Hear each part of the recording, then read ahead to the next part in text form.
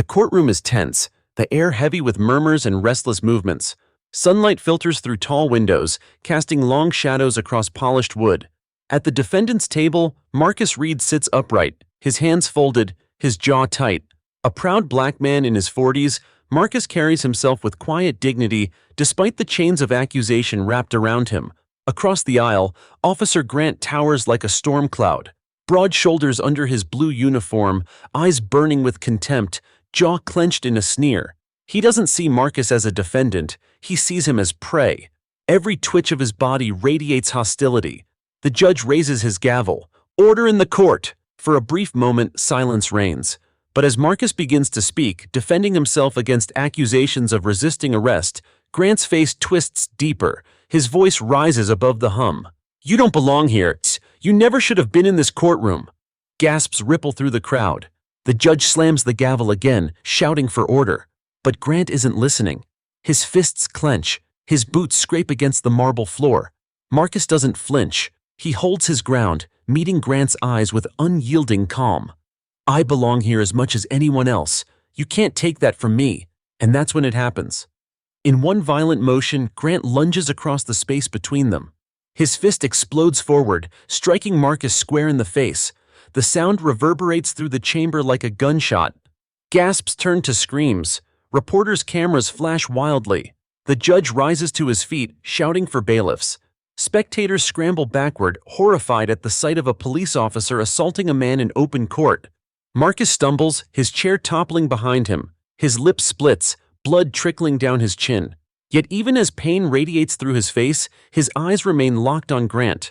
Not in fear, but in defiance.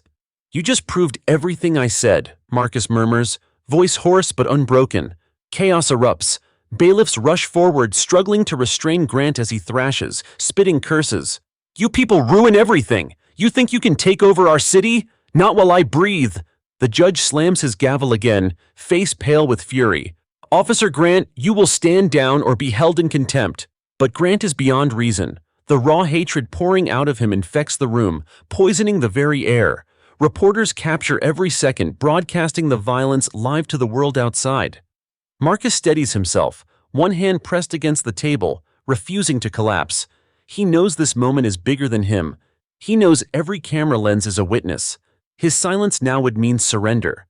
So he speaks, not to Grant, but to the court, to the nation. "This is what justice looks like when hate wears a badge. This is why I fought. This is why I stand, and I will not be silenced." Then, just as the gavel cracks again, the heavy wooden doors at the back of the courtroom swing open. Every head turns. A young woman strides in, her presence cutting through the chaos like a blade. She is tall, her face sharp with determination, her eyes burning with authority. And across her shoulders is a dark navy jacket, the golden letters unmistakable. FBI. The room freezes. Reporters gasp. Spectators murmur. Even Grant, restrained by two bailiffs, falters for a split second, his rage colliding with shock. Because the woman in the FBI jacket is not just any agent. She is his daughter. Gasps ripple louder, cameras zooming in. Grant's face twists from fury to disbelief. "Emily?" he chokes out, his voice cracking under the weight of betrayal and shame. Agent Emily Grant doesn't answer him. She doesn't even look his way. Instead, she walks directly to Marcus, offering him her hand. Her voice is calm, unwavering, and loud enough for every camera to hear. "Mr. Reed, I'm here on behalf of the Federal Bureau of Investigation. You are under federal protection now. This court is no longer safe." The courtroom detonates with noise, reporters shouting questions, spectators shouting in disbelief, the judge pounding for silence. But Emily's words hang above it all, undeniable and powerful. Grant thrashes again, his face contorted. "Emily, what are you doing? That man is a criminal. He's nothing." Finally, she looks at him, her father, with eyes that burn not with hate, but with disgust. Her voice is steady, controlled, and final. "No, Dad, the criminal is you." The silence that follows is absolute, the kind that swallows sound whole. Cameras flash, reporters whisper feverishly, and in that moment, Marcus Reed is no longer just a man on trial. He is the center of a storm that will shake the city, the system, and the family of the very man who tried to destroy him. The first blow has been struck, not just in violence, but in truth. And nothing will ever be the same again. The courtroom remains frozen after Emily Grant's words. Reporters hunch forward, microphones raised, eyes wide as though history itself is unfolding. The bailiffs still hold Officer Grant, his face red with rage, veins pulsing in his temples.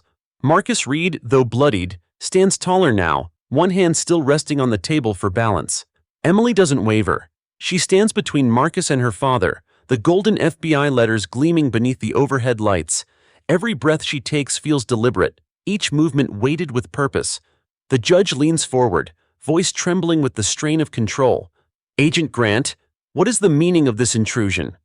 Emily's reply cuts clean. "This courtroom is compromised. We have evidence Officer Grant engaged in unlawful assault, witness intimidation, and obstruction of justice. Marcus Reed is a federal witness. He's coming with me." The room erupts again. Reporters shout questions. The judge bangs the gavel, demanding silence. Officer Grant's voice slices through it all, cracked with fury. "Emily, you don't know what you're doing. You're betraying your own family." She turns toward him, her expression unreadable. "No, Dad, you betrayed yourself the moment you raised that fist. You chose hate over law." The bailiffs glance nervously at each other, caught between conflicting orders. On one hand, their superior is the judge commanding order. On the other, an FBI agent has just declared jurisdiction. The hesitation stretches, thick and suffocating. Marcus, lips still bleeding, whispers just loud enough for Emily to hear. "Are you sure you want to do this? You'll make enemies on both sides." Her jaw tightens, but her eyes never leave her father's.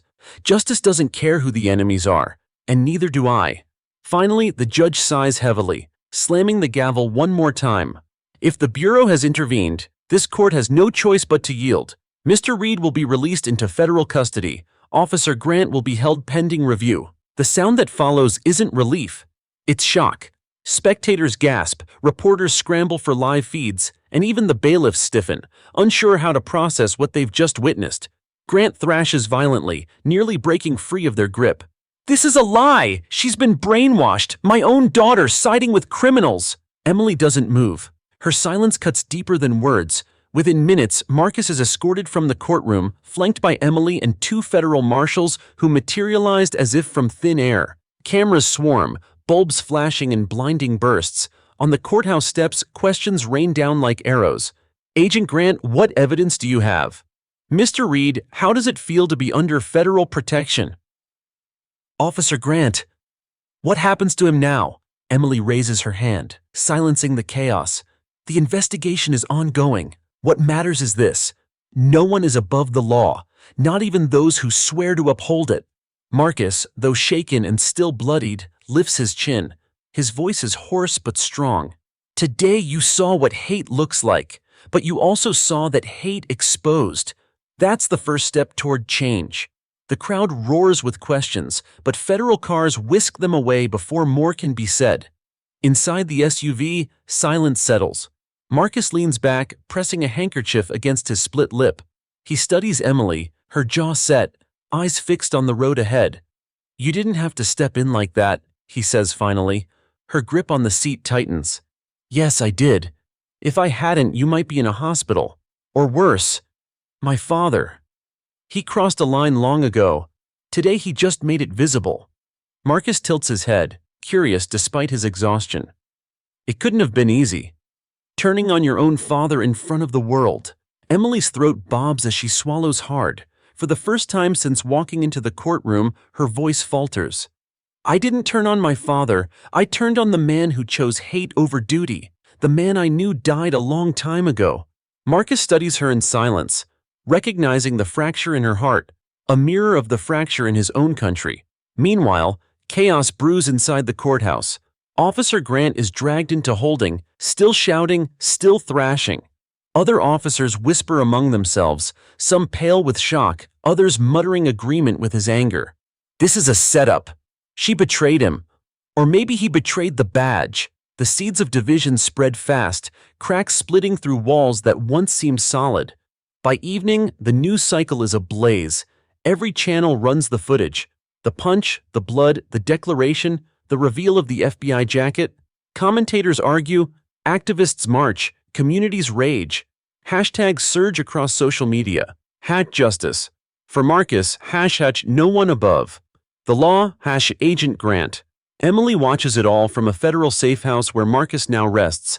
She sits alone, phone buzzing with messages she refuses to open, some begging her to recant, others threatening her life. One message, however, freezes her cold. You betrayed blood. Blood never forgets. She doesn't need to check the sender. She knows it's from her father's allies. As night falls, Marcus walks into the room, his lips stitched but his spirit unbroken. He notices the phone in her hand, the shadow across her face. They'll come for you too, you know, he says quietly. Emily nods. They already have. Marcus studies her for a long moment before speaking again. Then maybe it's fate we're standing on the same side, because the fight ahead, it's bigger than both of us. She finally looks at him, eyes fierce, a fire rising behind the grief. Then we fight. Together. The safe house feels suddenly smaller, the world outside suddenly larger. The line between family and justice has been shattered.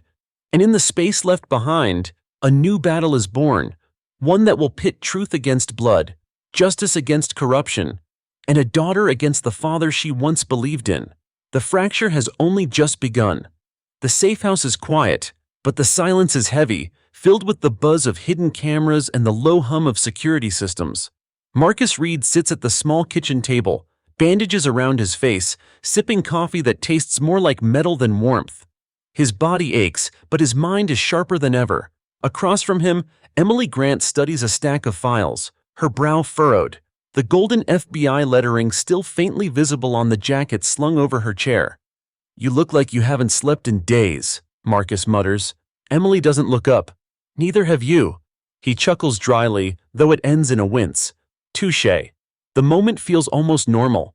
Two people nursing wounds, sharing silence, but underneath, both know the truth. They're being hunted. Elsewhere in the city, Officer Grant paces a holding cell, rage simmering in every step. His knuckles are raw from pounding the steel bars, his voice hoarse from shouting. Guards keep their distance, uneasy under the intensity of his glare. He mutters to himself, words sharp as knives. My own daughter, my blood, standing with him. Against me, against everything I swore. A fellow officer visits, sliding close to the bars. They're talking about suspensions, investigations. But some of us know the truth. We know you're the one being set up. Grant leans in, eyes wild. Then help me prove it. She's not just betraying me, she's betraying the badge. If the Bureau takes over, the department is finished. The seeds of conspiracy begin to take root, spreading through whispers like fire. Back at the safe house, Marcus watches Emily flipping through surveillance reports. Her movements are precise, almost mechanical, but her face betrays exhaustion. You know, Marcus says slowly, you could have stayed out of it. Let me fight my own battles. No one would have blamed you. She finally looks at him, eyes sharp but weary. If I'd stayed out, you'd be dead. My father crossed a line, and if I stayed silent, that would make me his accomplice. Marcus tilts his head, studying her. So this is personal for you. Emily's voice tightens. He raised me to believe in the badge, that it stood for honor, for justice, but he twisted it. Somewhere along the line, hate took over. I couldn't stop it, and now I have to undo it.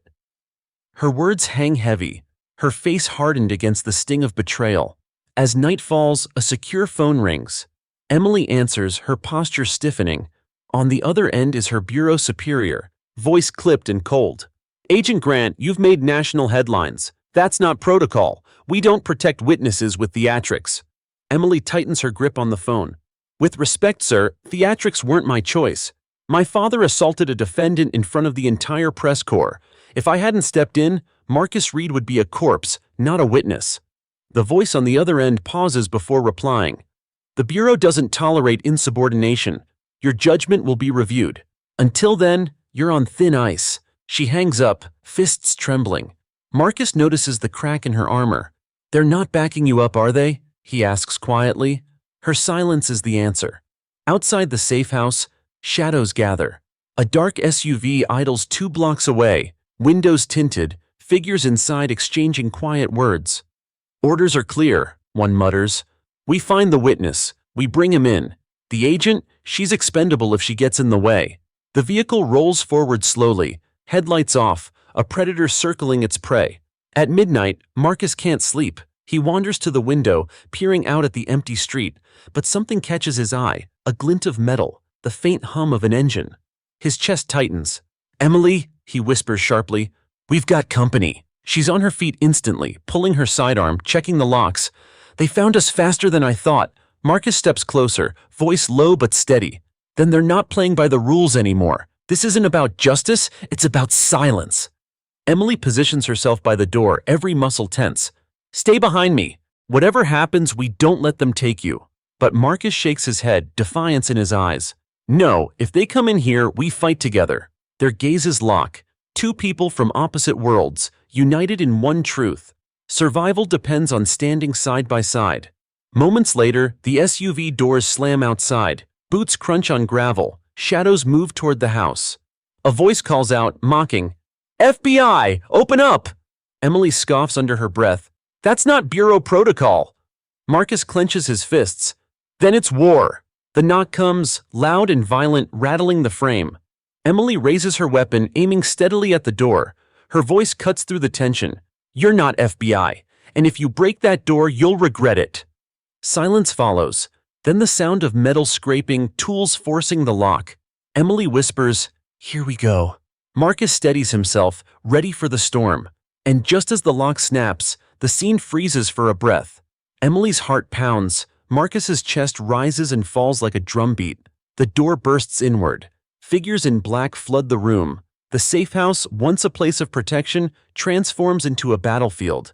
And in that moment, Marcus Reed realizes, this fight isn't just about proving his innocence anymore. It's about survival against a system that would rather bury the truth than face it. The door crashes open, splintering into shards of wood. Shadows in tactical black surge through, weapons raised, movements sharp and rehearsed. Their faces are masked, but their intent bleeds through every step. Erase the witness, silence the agent, bury the truth. Emily doesn't hesitate. She fires the first shot, the bullet slamming into the doorframe inches from the intruder's head. "Federal agent, drop your weapons!" The men don't flinch. One raises his rifle and answers with a spray of gunfire. Marcus dives behind the table as splinters explode across the room. Emily ducks low, returning fire with precision. Every shot is controlled, deliberate, not to kill but to hold the line. "Stay down, Marcus!" she yells over the chaos. Marcus grips the edge of the table, adrenaline surging. His instincts scream to fight, not hide. "They're not here to scare us, they're here to finish me." Another round tears into the wall inches from his shoulder. Emily snaps off 2 more shots, dropping one attacker with a groan. Smoke and dust fill the air. The safe house transformed into a war zone. Outside, the SUV idles, engine humming like a vulture circling its prey. Inside, a voice crackles over radio. "Primary team engaged. Extraction in 5 minutes. Confirmed target neutralized." But inside the house, Marcus and Emily refuse to break. Emily reloads quickly, her jaw tight, her voice sharp. "They're not Bureau. Too sloppy. Too loud." Marcus wipes blood from his split lip, eyes burning. "Then who sent them?" Her silence is the answer. His father's allies. The network of officers who see Marcus as a threat and Emily as a traitor. Another masked man charges, swinging the butt of his rifle. Emily blocks, twisting his arm, slamming him to the floor. Marcus grabs the fallen weapon instinctively, his hands trembling but steady enough to aim. For the first time, he points a gun not as a victim, but as a survivor refusing to be erased. "Back off," he growls, voice shaking but strong. The attacker freezes, then slinks back as Emily cuffs him with practiced speed. "Not bad," she mutters, breathless. Marcus exhales sharply. First time for everything. But the siege isn't over. Another explosion rocks the sidewall, a flash grenade rolling into the kitchen. The blast blinds them with searing light and deafening sound. Marcus falls to his knees, ears ringing. Emily stumbles but forces herself upright, eyes blurred, weapon raised. Through the haze, she sees them. 2 more figures advancing, rifles up. She fires blind, instinct guiding her aim. One falls, the other dives for cover. Marcus crawls forward, grabbing Emily's sleeve. "We can't hold this forever." She nods grimly, blinking tears from her eyes. "Then we don't hold." We move. Together, they stumble toward the back door. Emily kicks it open, the night air rushing in like salvation. But salvation is short-lived. 2 more masked men stand outside, blocking their path. Marcus freezes, the stolen rifle heavy in his hands. For a split second, doubt clouds his eyes, but Emily's voice cuts through. "Marcus, now!" He squeezes the trigger. The recoil jolts his shoulder, but the bullet finds its mark, grazing one attacker's leg. The man collapses with a scream. Emily disarms the other in a swift, brutal strike, her training precise as a blade. They bolt into the night, the safe house burning behind them. The city around them is quiet, unaware of the battle waged in its shadows. Marcus's chest heaves as they sprint through an alley, Emily guiding every turn. "Where are we going?" he gasps. "Somewhere they won't expect," she answers, "but we need proof. Without evidence, they'll just keep coming." Marcus swallows hard, the weight of it sinking in. "Then we take the fight to them." Back at the SUV, frustration crackles over the radio. Target escaped, safe house compromised, awaiting further orders. A new voice answers, low and venomous. "Find them, or don't bother coming back." The masked men exchange uneasy glances. Whoever's giving orders now isn't just protecting Officer Grant, they're protecting something bigger, something darker. At dawn, Emily and Marcus hide in an abandoned warehouse on the edge of the city. The air smells of rust and oil, the shadows thick with unease. Emily patches Marcus's wounds as best she can, her hands steady despite her exhaustion. "You did good back there," she admits quietly. He shakes his head. "I've never held a gun in my life, but tonight, I didn't have a choice." Emily looks at him, eyes softening for the first time. "None of us did. My father chose hate. His allies chose silence. But we get to choose differently." Marcus studies her, the flicker of hope cutting through the fog of fear. "Then what do we choose?" Her reply is firm, unshakable. "We choose to expose them, all of them, whatever it takes." Meanwhile, in his holding cell, Officer Grant receives a message slipped under his door. A folded note, simple and damning. "She won't last long, neither will he. The job isn't finished." Grant reads it, a twisted smile curling across his face. His daughter may have turned against him, but the machine he built still grinds forward. And until Marcus Reed is silenced, the war between blood and justice will only escalate. The abandoned warehouse smells of rust and mildew, its high windows streaked with grime. Sunlight barely pierces the cracks, painting the floor with fractured beams. Marcus Reed leans against a rusted beam, exhausted but alive, his stolen rifle lying across his lap. Emily Grant stands near a workbench cluttered with old tools, scanning maps and files she'd salvaged before the safe house burned. "Those men weren't freelancers," she says, voice low but certain. "They knew bureau procedure well enough to fake it. That means they had inside help." Marcus rubs his temples, the weight of it pressing harder. "So your father's allies are still pulling strings." Emily exhales, her shoulders sagging for the first time. "It's more than him now. There's a whole network. Officers, lawyers, judges. If they think you'll expose them, they'll hunt us to the ends of the earth." Marcus clenches his jaw. "Then we don't run. We drag them into the light." Across town, Officer Grant sits in an interrogation room, wrists cuffed to the table. His face is bruised from the scuffle in court, but his eyes gleam with venomous pride. An internal affairs officer flips through a thick folder, every page a piece of evidence against him.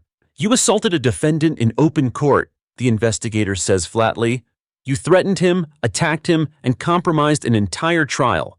Why should we believe anything you say?" Grant smirks, leaning forward. "Because I know what you're too afraid to admit. That man is dangerous. My daughter's been manipulated. And if you don't stop them now, you'll regret it." The investigator shakes his head, disgust flashing in his eyes. "The only danger here is the rot you represent." But Grant's smile doesn't fade. He knows something they don't. He still has allies, and they're already moving. Back in the warehouse, Emily spreads out photographs across the workbench. Surveillance stills, grainy and dark, showing men in plainclothes meeting in parking lots, exchanging envelopes. "These are my father's contacts," she explains. "Corrupt officers who cover each other's crimes. They planted evidence, fabricated reports, intimidated witnesses. And Marcus, you were one of those witnesses they needed silenced." Marcus studies the photos, anger building in his chest. "So they've been after me not because of what I did, but because of what I saw." Emily nods grimly. "And if we can prove it, we don't just clear your name, we bring down the whole operation." Night falls. The warehouse grows colder, shadows lengthening. Emily paces, her nerves taut. Marcus watches her, sensing the weight she carries. "You're fighting two battles. he says softly. One against your father, one against yourself. She freezes, her jaw tightening. Don't analyze me. I'm not, Marcus replies. I just know what it's like to lose someone before they're gone. Your father, he's still alive, but the man you trusted? He's already dead. You've been grieving that for a long time. Emily looks away, her eyes glassy. He was my hero. Every badge, every medal, I thought it meant something. But now, every time I hear his name, all I see is the fist he threw at you, and the lies he stood on. Marcus steps closer, his voice steady. Then don't fight for him. Fight for the badge you thought he represented. The one worth saving. Her eyes meet his, fire flickering again. Then we'll need more than pictures. We'll need testimony, witnesses, evidence that can't be denied. Marcus nods. And I know where we start. Meanwhile, inside the precinct, whispers ripple among the ranks. Younger officers talk in hushed voices about the footage of Grant's punch, about Emily's declaration in court. Some condemn her, others quietly applaud her bravery. The department is fracturing and the cracks are widening by the hour. One officer leans toward another. If she's right, we've been protecting monsters. The other mutters back. If she's wrong, we'll never trust each other again. The badge itself feels unstable, as though truth has become a threat to its very foundation. At dawn, Emily and Marcus move again, slipping out of the warehouse before it becomes another trap. They take back roads, weaving through forgotten corners of the city until they arrive at a small diner on the outskirts. Inside, the waitress freezes when she sees Marcus. "You're that man on the news," she whispers. "The one the cop hit." Marcus stiffens, but Emily steps forward. "We need information, quietly." The woman hesitates, then nods. "Come with me." She leads them to a back booth out of sight. Her hands shake as she sets down coffee. "My brother, he's a cop," she admits in a low voice. "He told me things. About meetings, about cover-ups. I didn't believe him at first, but after what happened to you, I know he was telling the truth." Emily leans in. "Do you have proof?" The woman swallows hard. "I have recordings, conversations he saved. He said if anything ever happened to him, someone had to know." Emily's pulse quickens. "Where are they?" The woman glances nervously around the diner. "At my house, but if they find out I gave them to you..." Marcus's voice is gentle but firm. "They already tried to kill us. If we don't act, they'll never stop. Help us and you help yourself too." The woman closes her eyes, trembling, then nods. "Meet me tonight. I'll bring everything." As they leave the diner, Emily exhales, tension winding tighter in her chest. If those recordings are real, they're the key. Marcus's jaw hardens. Then we guard her with our lives. But even as they step into the morning sun, a black sedan sits across the street, engine idling. Inside, two men watch silently, radios crackling. "Target acquired. They're moving again." The hunt hasn't stopped. If anything, it's closing in. The day drags on like a taut wire, each hour heavier than the last.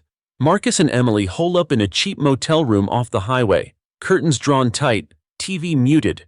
The air is thick with nerves, every creak of the floorboards outside making Emily's hand twitch toward her gun. Marcus sits on the edge of the bed, eyes fixed on the muted screen where his own battered face loops endlessly across news channels. Headlines scream, "Officer assaults defendant in court." An FBI agent turns on her father. The story has spread far beyond the city. America is watching. He shakes his head, muttering, "I never wanted to be a symbol." Emily, pacing near the window, glances back at him. "You don't get to choose that anymore. They made you one the second they tried to break you." Marcus leans forward, elbows on his knees. "And what about you? You turned on your father in front of the world. You're more of a symbol than me." Her jaw tightens. "Symbols don't bleed. People do. And the people after us don't care which one we are." As night falls, they drive back toward the diner, the streets strangely quiet. Marcus grips the wheel, Emily scanning every shadow with restless eyes. The neon sign of the diner flickers ahead, casting the lot in a sickly glow. Inside, the waitress, her name tag reads Lena, waits nervously at the counter, a worn backpack clutched against her chest.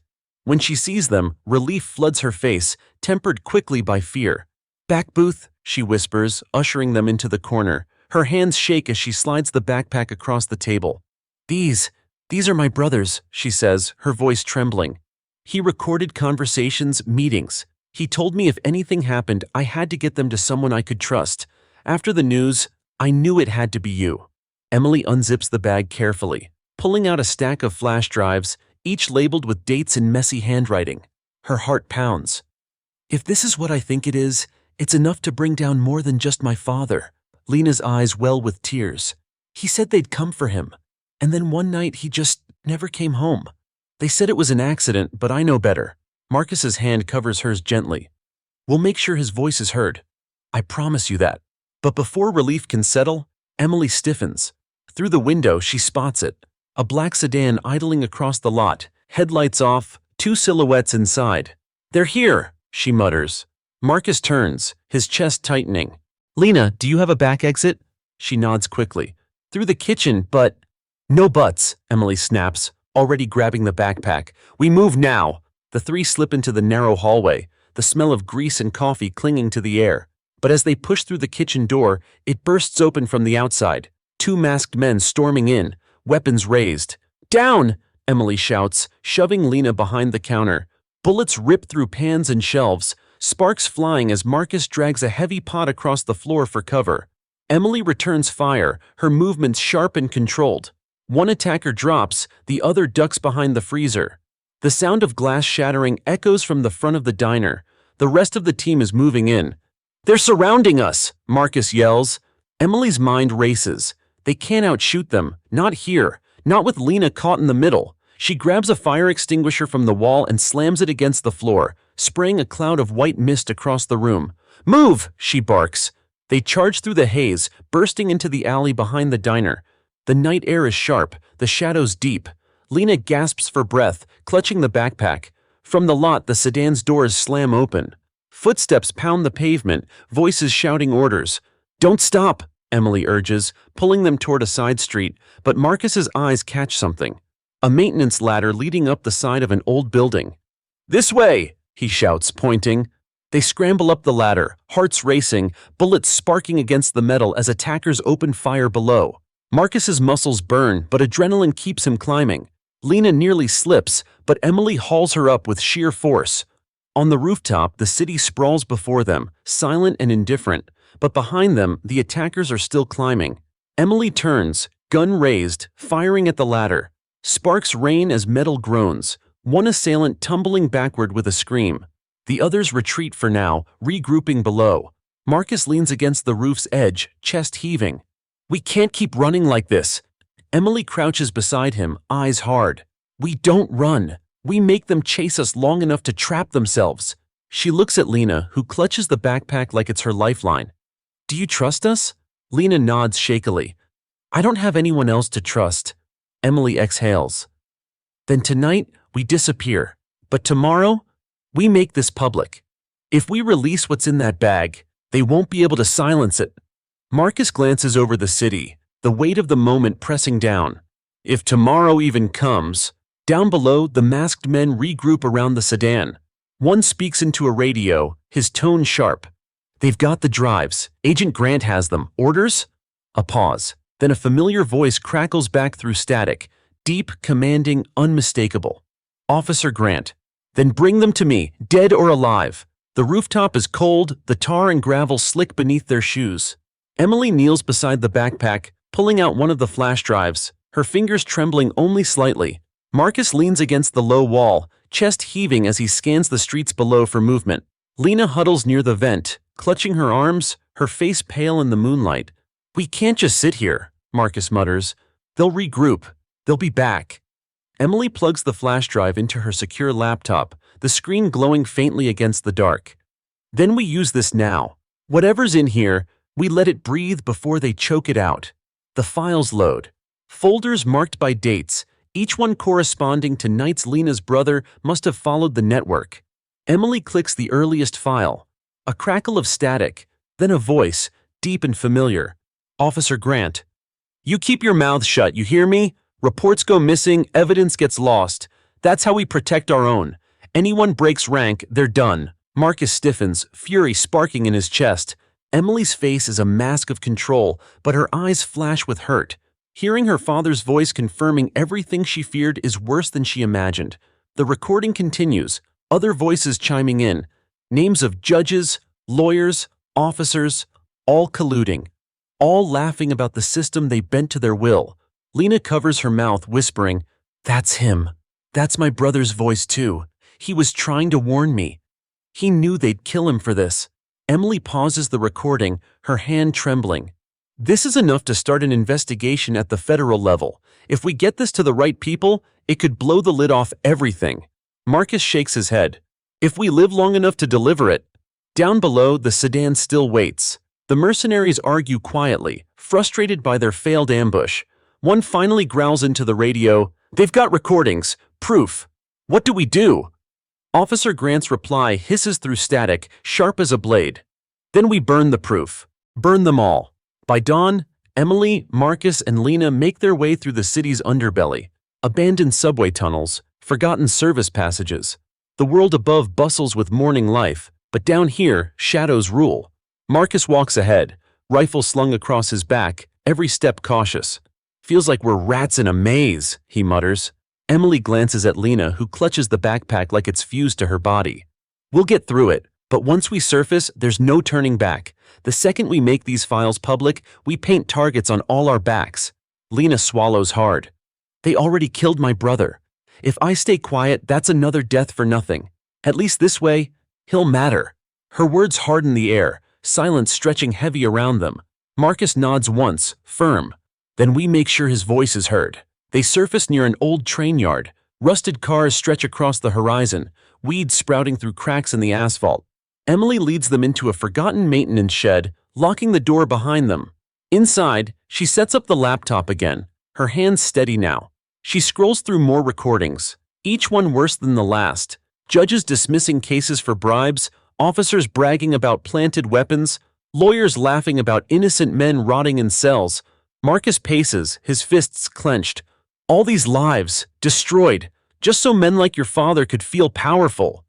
Emily's voice is flat, cold. This isn't just about him anymore. This is about a system that let him thrive. She opens one final recording.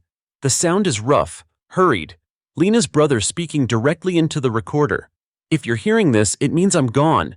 They know what I've been doing. They'll call it an accident, but don't believe it. These men, the ones in uniform, the ones in suits, they think they're untouchable, but they're not. Get this to someone who will listen. Don't let my death be for nothing." The message ends in silence, heavy and suffocating. Lena weeps quietly, her hands shaking. Marcus lays a hand on her shoulder, his voice low. "He's not gone. He's here, in this. And now it's up to us." Emily closes the laptop, her face hard as stone. "We go public. Tonight." But shadows are already moving. Outside the train yard, a convoy of unmarked vehicles arrives. Men step out, radios buzzing, rifles slung casually. Their voices are low, confident. They're inside. Orders are clear. No survivors. Back in the shed, Marcus freezes as he hears boots crunching gravel outside. He glances at Emily. "They found us." Emily loads her pistol, her eyes cold fire. "Then we hold until we can run." Lena clutches the backpack tighter, whispering prayers under her breath. The first window shatters. Bullets rip through the walls. The shed becomes a cage of splinters and dust. Marcus pulls Lena down, shielding her with his body as Emily fires back, every shot precise, controlled. "They're too many," Marcus shouts. Emily's jaw tightens. "Then we make them waste time. Every second buys us a chance." The firefight rages, the sound echoing across the empty yard. The attackers press closer, their movements sharp and ruthless. But Emily and Marcus hold the line, driven by something stronger than fear. Finally, through the haze of gunfire, Marcus spots a break, an old maintenance tunnel leading beneath the yard. "There!" he shouts, pointing. Emily covers them, unloading the last of her clip before grabbing Lena and sprinting toward the tunnel. Marcus follows, bullets snapping at their heels. They dive inside just as the shed erupts in flames, set ablaze by a Molotov tossed through the window. The tunnel swallows them in darkness, the roar of fire behind them. Inside, breathless and bruised, they pause. Emily clutches the backpack to her chest, her voice hoarse but resolute. "They tried to bury the truth, but the truth just survived again." Marcus nods, sweat dripping from his brow. "And as long as we're alive, it keeps breathing." Behind them, the train yard burns. Ahead, the tunnel stretches into unknown darkness, but with the recordings in their hands, they carry a weapon stronger than any bullet, a voice from the dead demanding justice. The maintenance tunnel stretches endlessly, damp and suffocating. Emily leads the way with a small flashlight, her breath ragged but her movement steady. Marcus follows close behind, keeping Lena between them, his rifle slung across his back. The echoes of their footsteps bounce off the concrete walls, mixing with the distant rumble of trains above. Lena clutches the backpack as though it contains her very heartbeat. "Where does this lead?" she whispers. Emily doesn't slow. "If the map I saw is right, an access point near the old power station. From there, we can regroup." Marcus glances at her. "Regroup to do what? We can't keep running forever." Emily halts, the flashlight beam cutting across her sharp features. "We don't run, we broadcast." Lena blinks. "Broadcast?" Emily nods, her voice low but firm. "We take these recordings, stream them live across every channel we can hit. The Bureau, the press, the public. If we scatter it wide enough, they can't silence it." Marcus exhales, hope flickering but quickly dimmed by reality. "And if they find us before we do it?" Emily's jaw tightens. "Then at least we die trying." By dawn, they surface near the abandoned power station, its rusted towers rising like skeletons against the pale sky.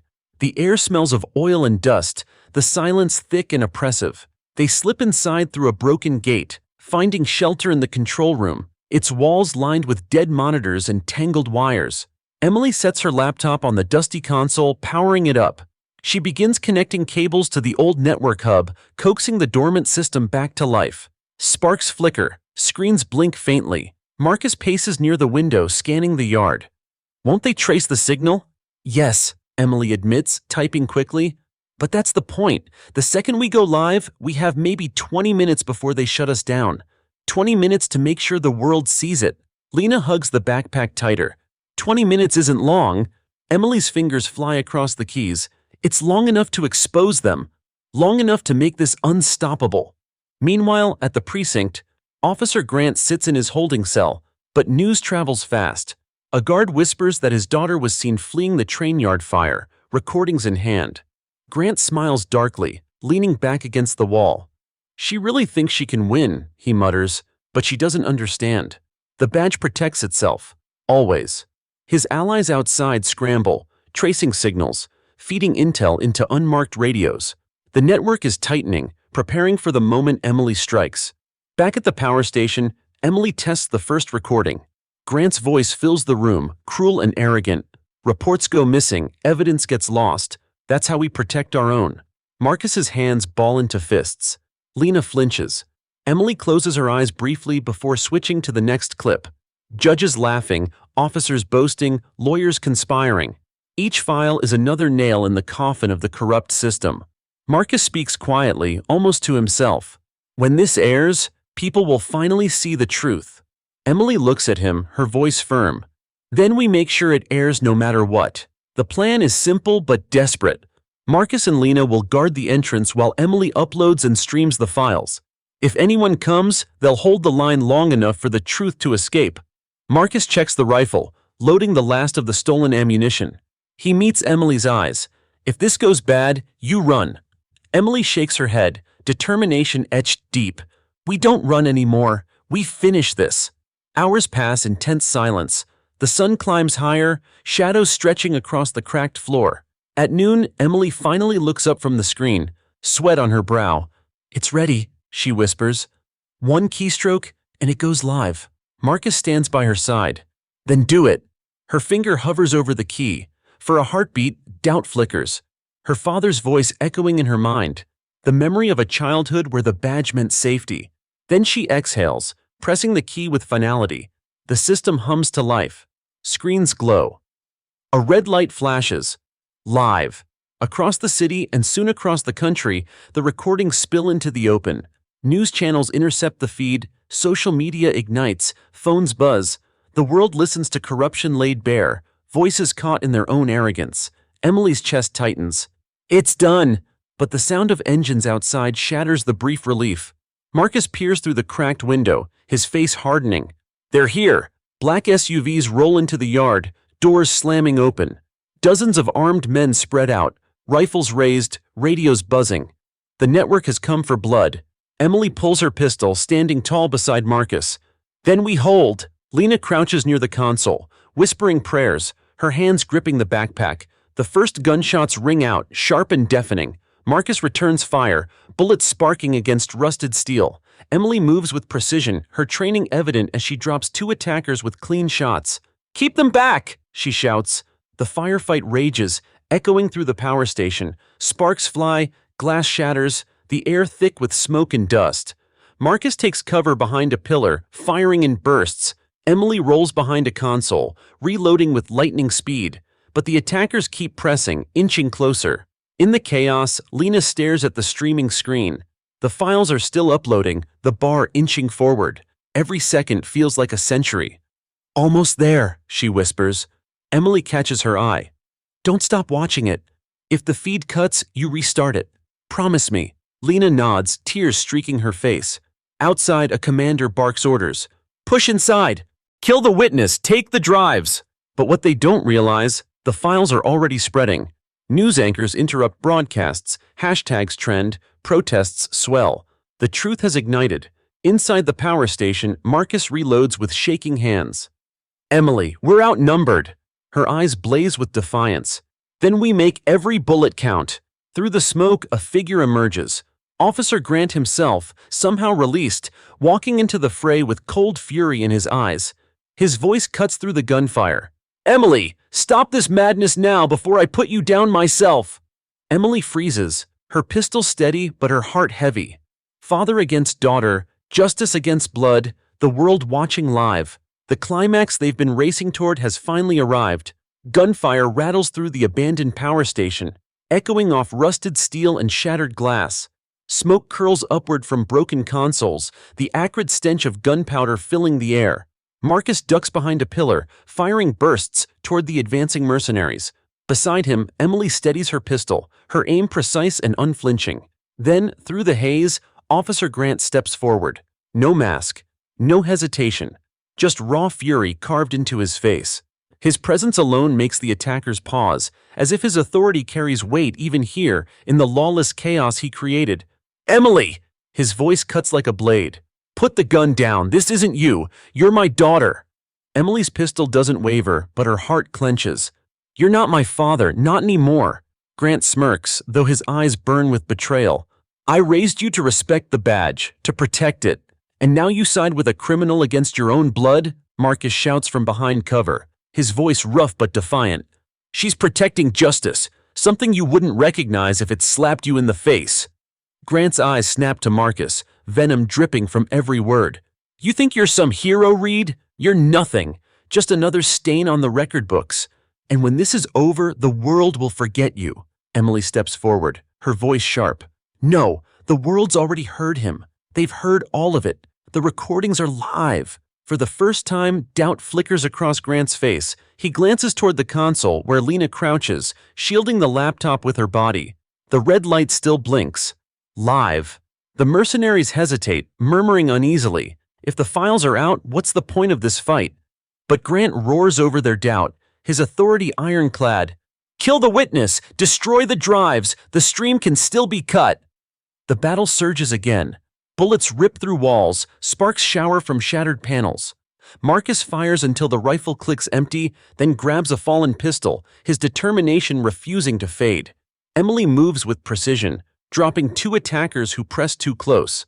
But her eyes never leave her father. Every shot, every breath, every heartbeat leads to this confrontation. Grant charges forward suddenly, knocking aside one of his own men. He raises his weapon, aiming not at Marcus, but at Lena. "Shut it down!" he bellows. Emily reacts instantly, firing a round that grazes his arm. He stumbles, dropping the gun with a snarl. Their eyes lock across the chaos, father and daughter, both armed, both unyielding. "You'd shoot me?" he growls. Her voice is steady, but her soul trembles. "I already did." Marcus seizes the moment, tackling another attacker and wrenching the rifle from his grip. He shouts over the chaos, "Emily, the upload, it's almost done." Lena's voice trembles but is filled with resolve. 95%, just a little longer. Grant lunges toward her, but Emily intercepts, slamming into him. They crash to the ground, grappling amid shattered glass. His strength is brutal, fueled by rage, but Emily fights with a lifetime of training and the weight of betrayal behind her. He pins her arm, snarling, "You think the world cares about your truth? The badge protects itself." Emily twists, using his own momentum to flip him onto his back. She presses her pistol to his chest, her voice breaking but firm. "Not anymore." The mercenaries falter, their leader disarmed, the stream still live. Some exchange nervous glances. Others lower their weapons slightly. The tide of loyalty is shifting. Grant sees it too. Desperation flickers across his face. "You think they'll follow you? You're just a child in a jacket you didn't earn." Emily's eyes burn. Then maybe it's time someone rewrote what the badge stands for. Suddenly, the console beeps loudly. Lena gasps, tears spilling down her face. "It's done! All files uploaded!" The words hang in the air like a death sentence. The evidence is out. The world has it now. Marcus exhales, relief flooding through him despite the gunfire still ringing. "We did it!" Grant's roar drowns it out. With a surge of strength, he shoves Emily off, scrambling for his fallen weapon. He aims at Marcus, finger tightening on the trigger. Emily fires first. The gunshot cracks like thunder, echoing through the station. Grant staggers, his weapon slipping from his grasp, his eyes wide with shock. He collapses to his knees, blood blooming across his uniform. For a moment, silence falls. The mercenaries stare, stunned. Some drop their weapons entirely. Others retreat into the shadows, unwilling to die for a lost cause. Emily kneels over her father, her pistol lowering slowly. His eyes, once blazing with authority, now flicker with something unfamiliar. Fear. "You betrayed me," he rasps. Her tears blur her vision. "No, you betrayed yourself." He coughs, his strength fading. "The badge. It was all I had." Emily swallows hard, her voice breaking. "Then you should have remembered what it was meant to protect." His hand twitches once, then falls limp. The man who once defined her childhood lies still, consumed by his own corruption. Marcus approaches cautiously, his voice low but steady. "It's over." Emily wipes her eyes, standing slowly. "No, it's just beginning." Lena looks at the laptop, the red live light still blinking. "The whole country just heard everything. They'll know the truth now." Emily nods, her face a storm of grief and resolve. "Then we finish what he tried to bury. We make sure this doesn't die with him." Outside, sirens wail in the distance. Not mercenaries this time. Real law enforcement drawn by the broadcast and the firestorm it ignited. The power station is no longer a battlefield. It's a stage. Emily holsters her weapon, helping Marcus steady Lena. Together, they prepare to face the world. And for the first time, Marcus feels something beyond survival. He feels the tide turning. The sound of sirens grows louder, weaving through the broken windows of the power station. Red and blue lights flicker against the rusted walls, painting the battlefield in harsh colors. Marcus leans against a shattered console, breathing heavily, while Emily stands over her father's still form, her chest rising and falling in ragged bursts. Lena sits on the floor with the backpack in her lap, staring at the blinking live signal on the laptop. The world has already seen. The world has already heard. But now the world is coming to their doorstep. Emily's voice breaks the silence. "We need to decide how this ends." Marcus wipes blood from his brow, his voice low. "We don't get to decide. The truth is out. They'll either see us as heroes or fugitives." Lena shakes her head, her voice trembling. "No, you're not fugitives. You're the reason my brother's voice matters. You can't run from this." Emily looks toward the entrance, where the sirens crescendo into screeching brakes. Dozens of officers pour out of squad cars, forming a perimeter around the station. Helicopter blades thrum overhead, the beam of a spotlight slicing through the smoke. "They'll be armed, jumpy, ready to shoot at anything that moves," Emily warns. Marcus straightens, gripping the rifle though his hands tremble with exhaustion. "Then we show them what's in the bag before they can spin it." Emily considers it. For years, her badge was her shield, her proof. But now the only shield they have is the truth that went live minutes ago. The recordings can't be buried, but their bodies can be. "Marcus," she says firmly, "if this goes bad, I want you to run." He laughs bitterly. "After everything, you think I'd leave you here? No chance." Their eyes lock. No words can capture the bond forged through fire and betrayal, but the silence says enough. A bullhorn cracks the night. "This is the police. Drop your weapons and step outside with your hands up," Marcus mutters. Half of them could be the same network that tried to kill us. Emily nods grimly. But half might not be. And the world is watching now. Every camera is turned on this place. Lena rises slowly, clutching the backpack. Then we walk out. Together. If you hide, if you run, they'll twist it. They'll say you were criminals. My brother didn't die for this to be buried again. Her words hang heavy. Emily finally holsters her pistol. Then we walk. The three step into the open, smoke and dust swirling around them. Officers raise rifles, red dots dancing across their chests. Helicopters roar overhead, cameras zooming in from news vans parked behind the barricades. Emily raises her hands, her FBI jacket clear in the light. I am Special Agent Emily Grant. With me are two witnesses, Marcus Reed and Lena Foster. We carry evidence of widespread corruption in your ranks. The files are live, the truth is already out. Stand down. The officers hesitate. Murmurs ripple through the line. Some lower their weapons. Others tighten their grips.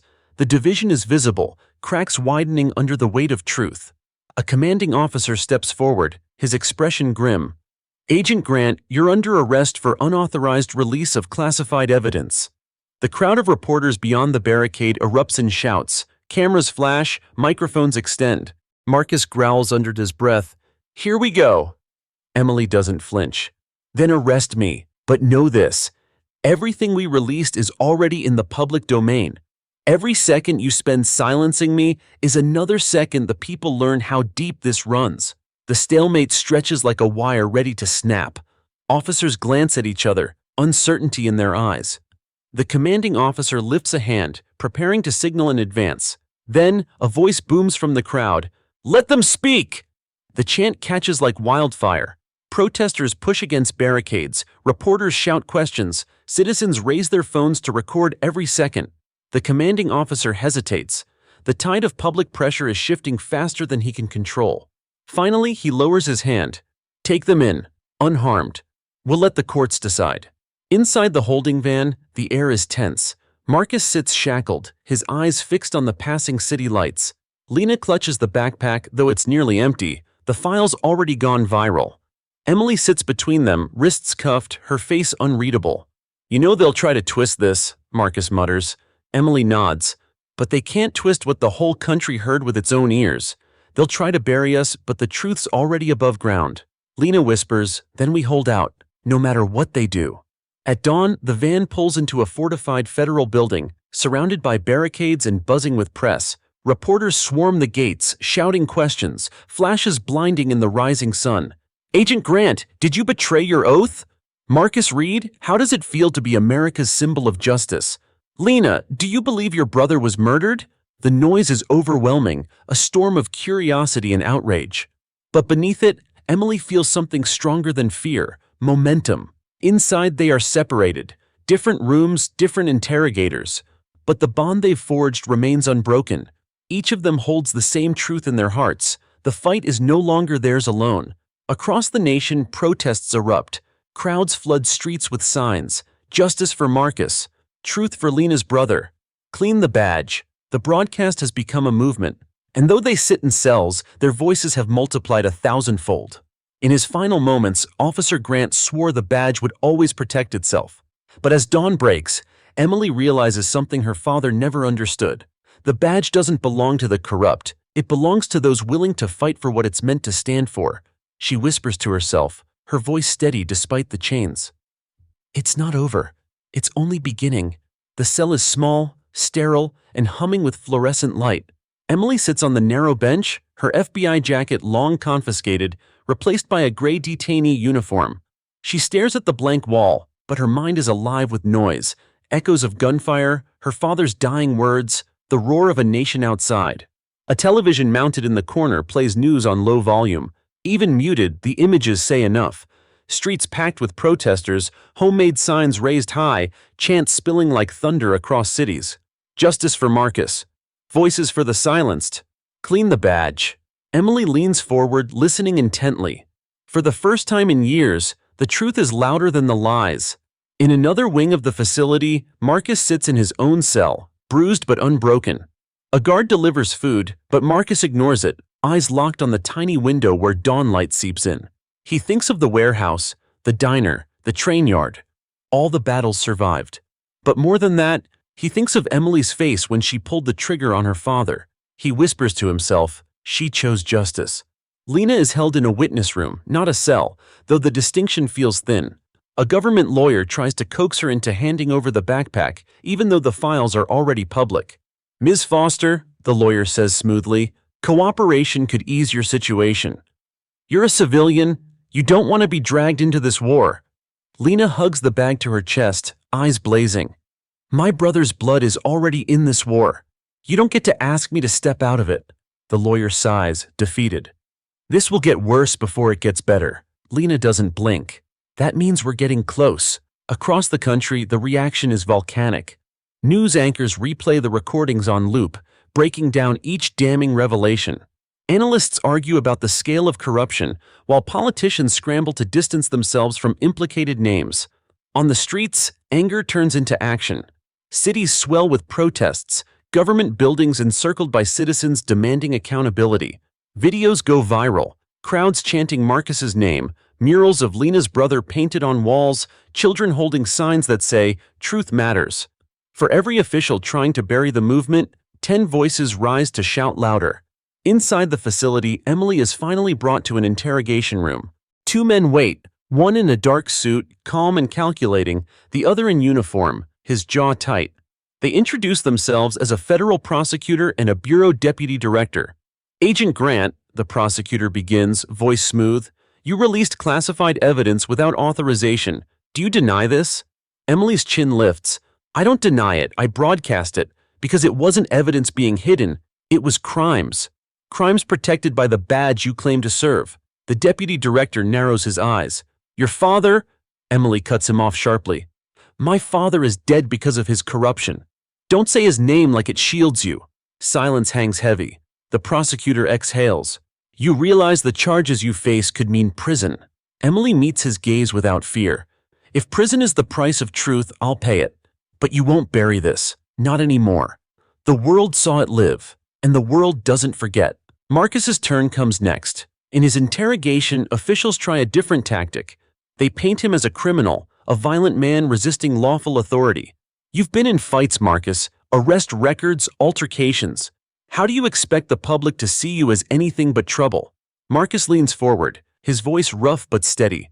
The public saw me take bullets and keep standing. They saw me survive what your own men tried to bury. You want them to see me as a criminal? Too late. They've already made me a symbol. His words echo, and even the interrogator shifts uncomfortably. Meanwhile, Lena is escorted to a federal media office, cameras flashing as she walks. They want her testimony, but they also want control of the narrative. She sits down at a microphone, her voice trembling at first, then growing stronger. My brother died trying to tell the truth. He left these recordings because he knew the system would bury him. He was right. But now the world has heard him. You can't kill his voice. You can't kill the truth. The clip floods the internet within hours, amplifying the protests further. By nightfall, the facility is surrounded. Citizens gather with candles, chanting names. Marcus, Emily, Lena's brother. It feels less like a protest and more like a vigil, a demand wrapped in mourning.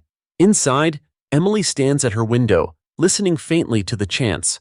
For the first time, she feels the weight of the nation not as pressure, but as strength. Marcus, in his cell, presses his palm against the glass, whispering to the crowd he can't see. We're not alone anymore. Lena, escorted back to her room, clutches the backpack and whispers to her brother's memory, they heard you. You did it. But not everyone is ready to let go of the old order. In shadowy offices, powerful men make calls, their voices tight with panic. This can't spread further. Find a way to discredit them. Make them look like traitors before the trials start. The network may be fractured, but it isn't dead. And it's already plotting its counterattack. The facility vibrates with noise outside.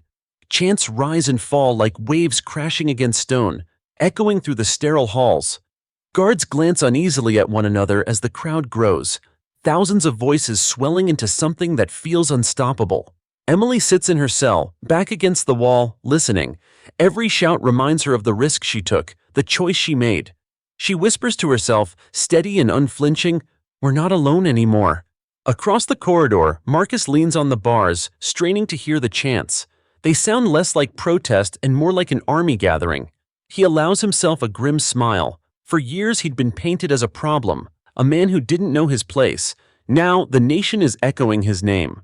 Lena, in the witness room, stares at the small TV broadcasting live footage of the crowds. Her brother's face, painted on banners and projected onto skyscrapers, stares back at her.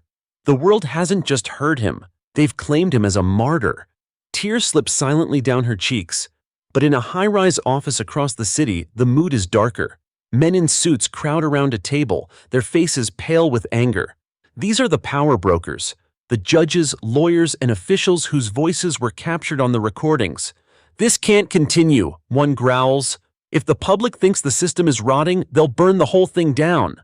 Another slams his fist on the table. "We control the courts. We control the press. We can flip this." "How?" someone snaps. The room falls silent until a strategist leans forward, eyes cold. "Discredit them. Make Marcus a criminal again. Paint Emily as a traitor who killed her father to hide her own crimes. And the girl? Spin her grief into delusion. If we can't erase the evidence, we bury the messengers." The next morning, the smear campaign begins. News outlets tied to the network air old footage of Marcus in handcuffs, grainy clips of bar fights from years past. Headlines scream, "Marcus Reed, hero or criminal?" Emily's face fills screens with a harsher angle. Agent turns on father in deadly betrayal. Analysts bad to question her stability, her loyalty, her motives. And Lena? They show her crying in court, labeling her as unstable, a grieving sister easily manipulated. The tide of media spins violently. Some believe the smear. Others double down, fighting louder for the truth. The nation begins to fracture, not between left and right, but between belief and denial. Inside the facility, Marcus slams his fist against the wall as he watches the coverage. "They're trying to erase us, again." Emily, brought to his cell under heavy guard, meets his eyes. "Then we don't let them. We push harder." The guards exchange uneasy glances. Even within the ranks, loyalty is splintering. Emily lowers her voice. "There's still more on those drives." Lena's brother didn't just record conversations, he had lists, bank transfers, documents, proof they can't twist. Marcus's jaw sets. "Then we get it out before they bury us for good." That night, Lena is escorted to Emily's cell under the guise of consultation. But one of the guards, a young man with weary eyes, whispers as he locks the door, "You don't have long, I believe you. So do others. But if you're going to act fast." He leaves without another word. Emily leans close, whispering urgently, "Do you still have the last drive?" Lena nods, pulling it from a hidden seam in her jacket. "I never gave them everything." Marcus grins grimly. "Smart." Emily's mind races. "We can't just upload this. They'll trace it, shut it down. We need something bigger. Broadcast it straight into the hearings, into Congress. Force them to choke on their own words live." Marcus smirks. "Ambitious." Emily's eyes blaze.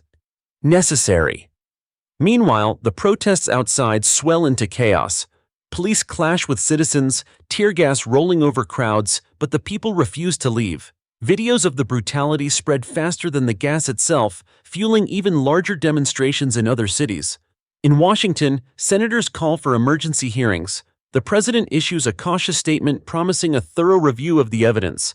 But behind the scenes, pressure mounts. Make this disappear or the entire system collapses. The network's leaders prepare their final strike. They plan to transfer Marcus, Emily, and Lena to a secure location the next day, a move that smells less like protection and more like disappearance. Back in their cell, Emily whispers the plan. "We can't let them move us. Tomorrow we escape. We leak the final drive straight into Congress. If we succeed, the truth becomes untouchable." Marcus raises an eyebrow. "Escape a federal transfer? That's suicide." Emily meets his gaze, unshaken. "So was stepping into court that day. But we're still here." Lena's voice trembles, but her resolve is clear. "Then we finish it, for my brother, for everyone silenced." Outside, the chants rise louder, echoing into the night. A single phrase swells from the crowd, uniting thousands of voices into one demand. "Let them speak!" Emily closes her eyes, letting the sound wash over her. It feels like a promise, a vow carried by strangers who now fight with them. Marcus grips the bars, whispering into the dark, "Tomorrow we make them listen." The morning arrives heavy, gray, and restless. Outside the federal facility, the protest has doubled in size. Thousands clog the streets, their chants echoing through every hallway. Helicopters circle above, cameras capturing the ocean of signs. Justice now. We believe them. Truth on trial. Inside, the atmosphere is tense. Guards shuffle uneasily, some glaring at the prisoners, others avoiding eye contact. The air hums with the weight of something imminent. Emily, Marcus, and Lena are shackled, led down a long corridor toward the transport bay. Their footsteps echo like a drumbeat. Emily's eyes are sharp, scanning every detail. Marcus walks with his head high, even bruised and battered. Lena clutches the hidden drive inside her jacket, her pulse racing like a trapped bird. At the end of the corridor, armored vans wait.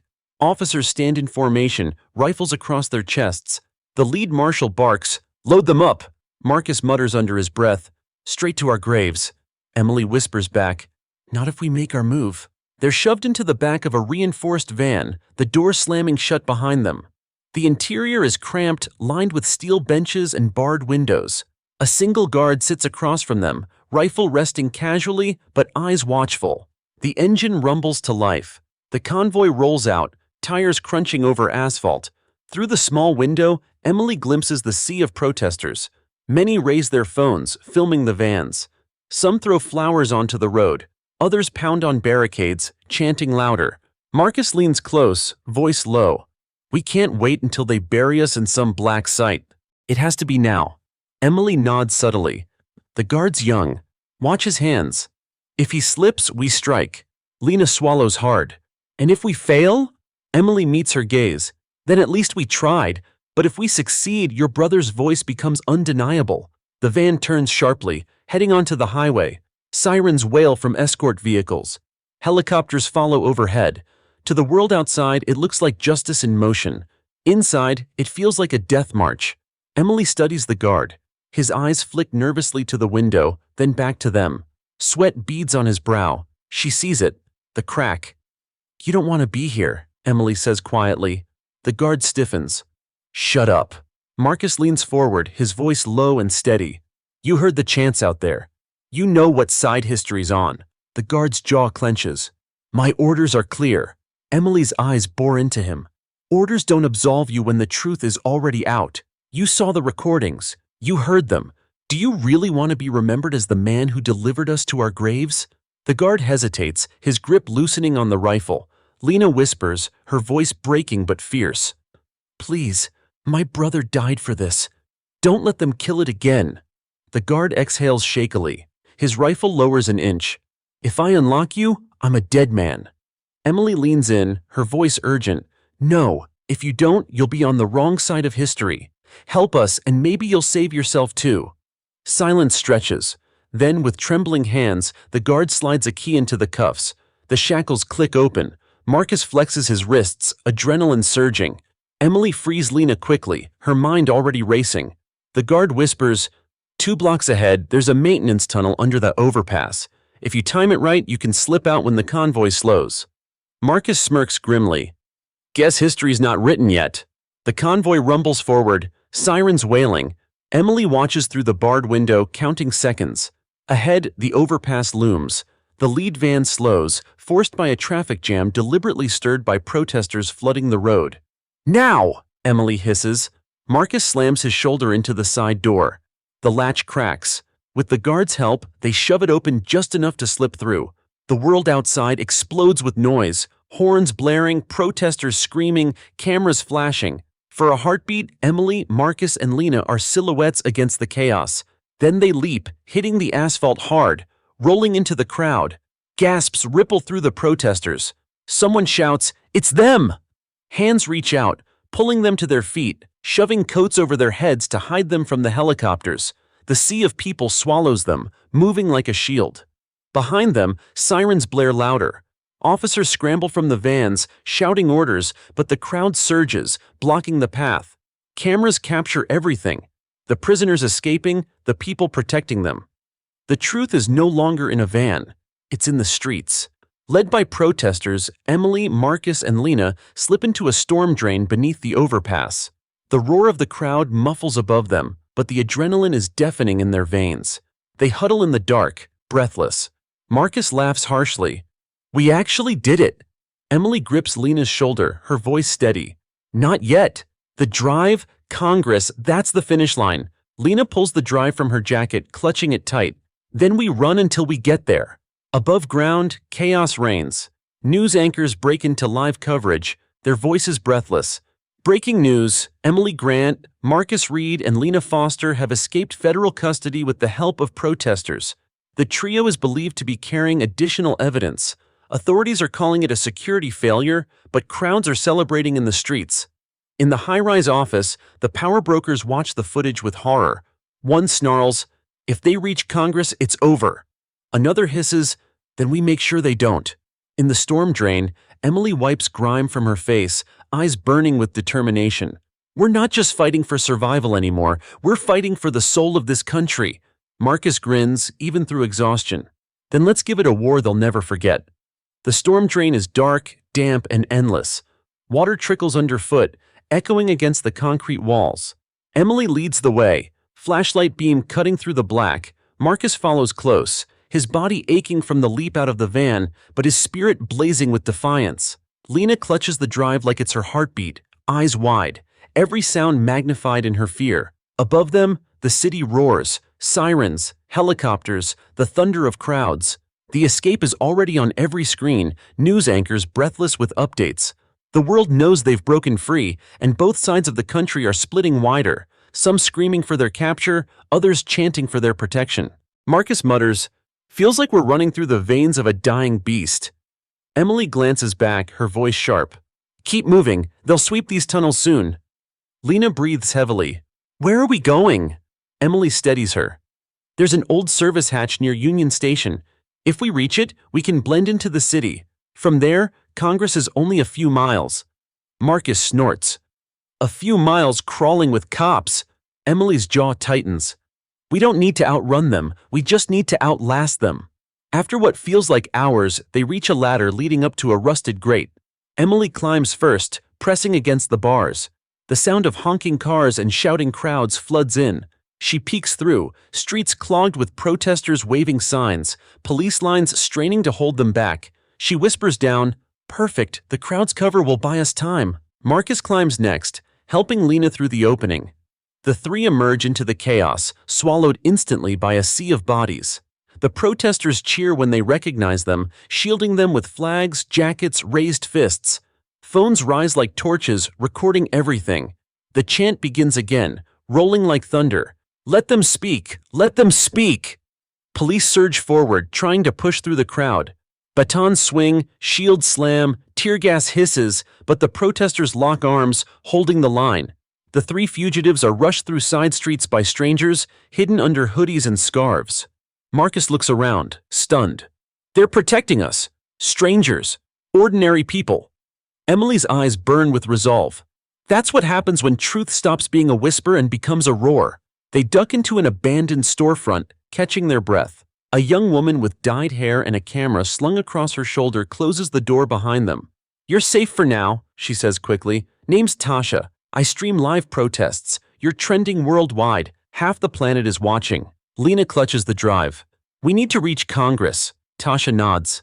"Then you need more than courage. You need a route. Cops are locking down the main roads, but the protesters are setting up safe corridors. If you move with the march tomorrow morning, you'll blend right in." Emily considers it. "And tonight?" Tasha grins. "Tonight you rest. Tomorrow we make history." That night they huddle in the back of the shop. Marcus sits near the window, keeping watch. Lena lies curled under a blanket Tasha provided, the drive still clutched in her hand even in sleep. Emily sits across from Marcus, staring at the ceiling. Marcus breaks the silence. "You pulled the trigger on your own father." Emily's face hardens. "Don't remind me." "No," Marcus says softly. "I mean, you did what had to be done, but I know it's eating you alive." Her voice cracks for the first time in hours. "He taught me to believe in the badge, to think it was sacred, but he twisted it into something ugly. I killed the man who raised me, Marcus." Marcus leans forward. "No, you killed the man who betrayed everything you believed in. There's a difference." Emily closes her eyes, tears slipping free. "I don't know if I can carry this." Marcus's voice is rough but steady. "You don't have to." We all carry it together. Morning breaks with fire in the sky, sunlight piercing smoke from smoldering barricades. Outside, thousands gather again, their voices shaking the streets. Protesters raise signs, children on shoulders chant alongside parents, veterans march in uniform. The city has become a battlefield of belief, and every camera in the world is watching. Emily, Marcus, and Lena step into the sea of people. Disguised under coats and scarves, they blend into the march. Around them, chants roll like thunder.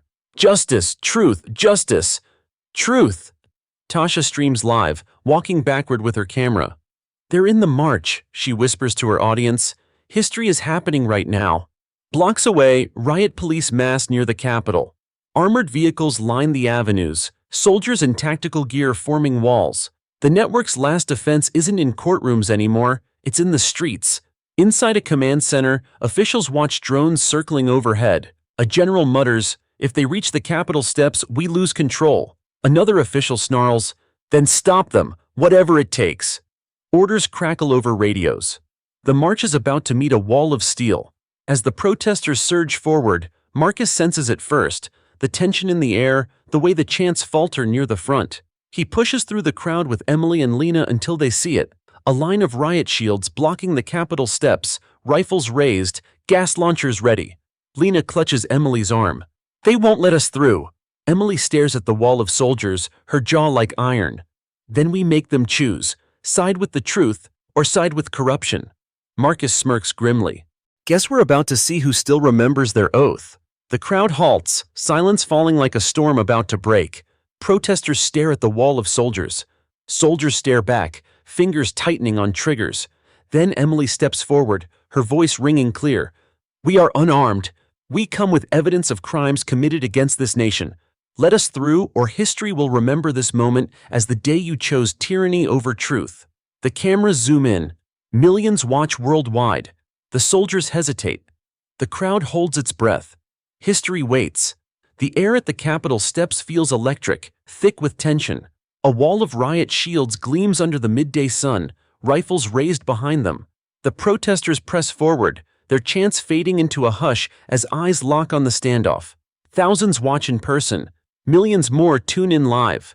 Emily stands at the front, Lena at her side clutching the final drive, Marcus looming like a fortress behind them. Cameras capture every detail. The sweat dripping from soldiers' brows, the determination etched on the trio's faces. "Step back!" a commander shouts through a bullhorn. "This is an unlawful assembly." The words echo hollowly, drowned by the weight of truth. Emily steps forward, voice clear and strong. "Unlawful is silencing the truth. Unlawful is murdering citizens and calling it justice. We're here to put the truth in front of the nation. Let us through." The crowd roars in approval, chanting her words. "Let us through! Let us through!" The soldiers don't move. Orders crackle over radios. A helicopter circles low, rattling windows of nearby buildings. Inside a command tent, officials argue. "If they breach the steps, the narrative shifts out of our control." "It already is out of your control," a younger officer mutters. "Look at the screens." Screens across the city, across the world, show the standoff live. Hashtags trend worldwide. Politicians scramble to issue statements. Some call for calm, others call for crackdowns. The nation teeters on a knife's edge. At the front line, Marcus scans the soldiers. He sees the hesitation in their eyes, the cracks in the wall. These aren't mercenaries like in the warehouse, they're men and women sworn to serve the public. Some glance at the protesters, seeing not enemies but neighbors, friends, family. He mutters to Emily, "They're not all with the network. Push them. Make them choose." Emily nods. She raises her voice, every word sharp as a blade. "Each of you swore an oath, not to corruption, not to the men hiding in offices behind you, to the people, to the Constitution. Look at us, we are unarmed. We're citizens demanding you honor that oath." The words cut through the noise. Protesters chant again, this time, "Honor your oath, honor your oath." The commander raises his bullhorn again, but his voice trembles now.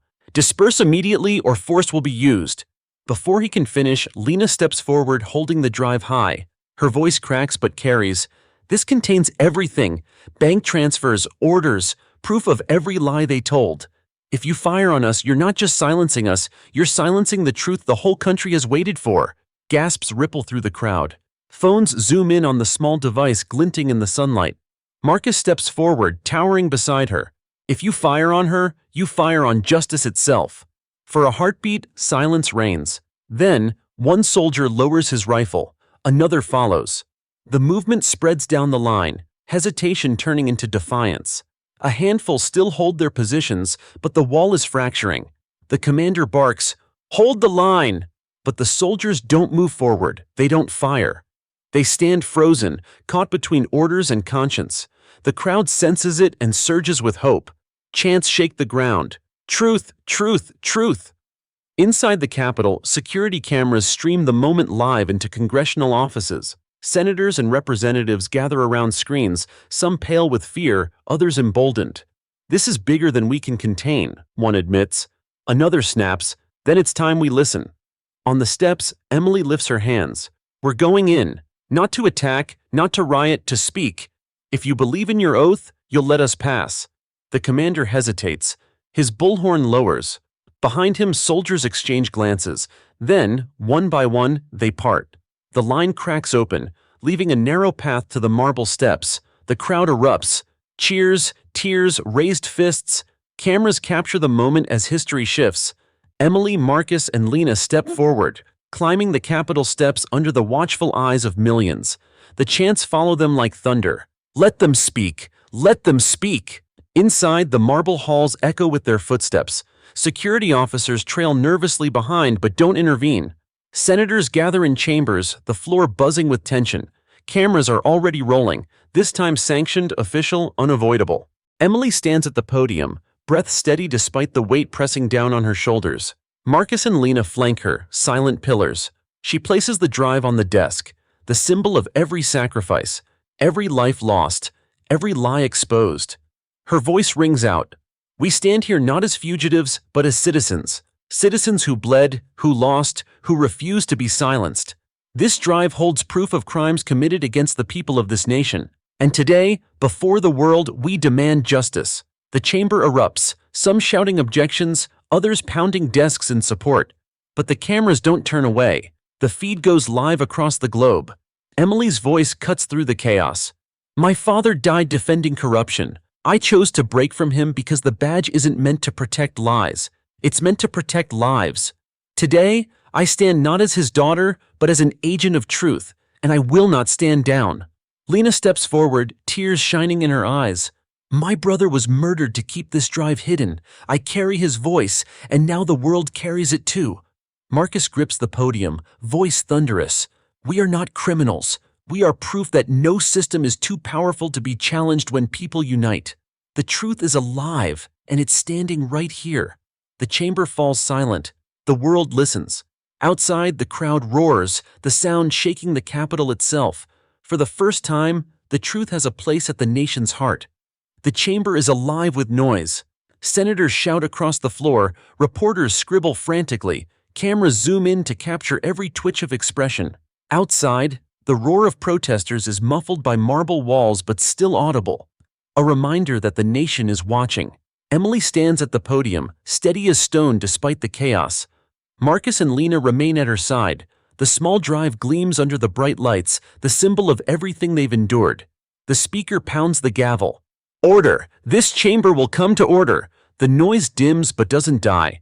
The speaker gestures to Emily. "Agent Grant, the floor is yours." She takes a breath. Every word feels like carrying the weight of the nation. This drive contains evidence gathered by Daniel Foster, an analyst who risked his life to expose systemic corruption in law enforcement.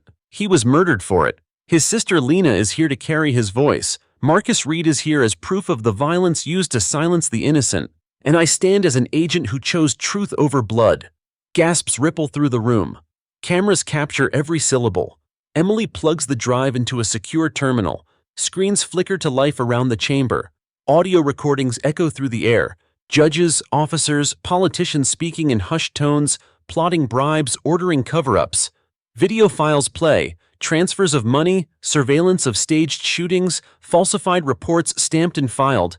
The chamber erupts in outrage. Some senators slam their desks, shouting for immediate arrests. Others pale, shifting uncomfortably as their names surface in the files. Lena steps forward, her voice breaking but clear.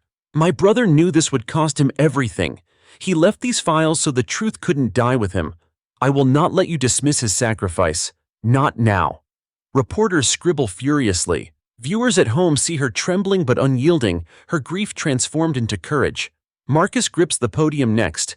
His deep voice rolls through the chamber like thunder. I was shot at, beaten, treated like dirt because of the color of my skin, but I lived. And now you all have to hear me. You can call me a criminal. You can try to twist my past, but you can't erase the bullets they fired into my body. You can't erase the truth staring you in the face. The room falls silent. His scars speak louder than words. As the evidence scrolls across the screens, panic spreads among those implicated. Phones buzz with frantic texts. A senator storms out, face white. A judge on the committee tries to object, but is drowned out by shouts of, "Let them finish," from colleagues and the gallery alike. Emily seizes the moment. You can cover your ears, but the people have already heard. This isn't about politics. This is about justice, and justice doesn't wait for permission. Outside, the crowd surges as updates spill from journalists' feeds. Chants rise, "Arrest them all! Truth now! No more lies!" The Capitol steps shake under the thunder of voices. Back inside, the speaker leans forward. These allegations are grave. This committee will... Suddenly, the lights flicker. Screens blink. For a heartbeat, the chamber plunges into darkness. Gasps echo. When the backup power hums on, the evidence feed is cut. Emily stiffens. They're trying to shut it down. Lena grips the podium. No, he built redundancies. The files are mirrored. The world still has them. A senator shouts, "This is a security breach. Cut the cameras." But it's too late. Phones are already buzzing. Citizens across the nation have downloaded, shared, mirrored the files. The truth is everywhere now, untouchable. In the command tent outside, officials bark into radios. End the feed, stop the broadcast before it spreads further. An aide replies, voice shaking, "Sir, it's already trending in 40 countries, we can't contain it." The official slams the desk. Then we contain them. Arrest Grant, arrest Reed, arrest the girl. If we can't bury the files, we bury the faces. Back in the chamber, security officers step forward. Emily sees it instantly. Their orders aren't to protect, it's to silence. She whispers to Marcus and Lena, "They're coming for us. Stay close." The speaker raises a hand, shouting for order, but the officers close in, weapons ready. Marcus snarls, stepping in front of Lena. "Not this time, not here." The crowd in the gallery erupts.